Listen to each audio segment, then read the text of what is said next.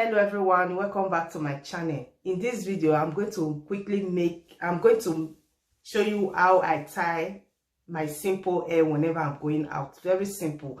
In less than 2 to 5 minutes I'm done. I'm using chiffon. I hold this way.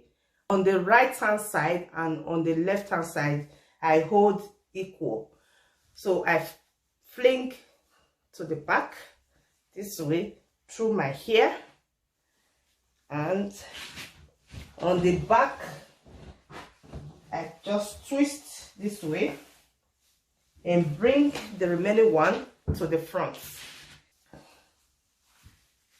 You can bring it this way and twist like this. Bring the remaining one that is falling on your face and push back. You can tie it like this, very simple and quick, this way, or you can tie on top here and twist this way and shocking like this.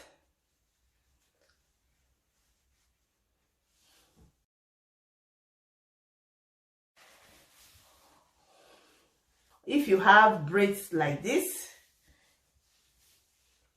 you can just wrap your braids.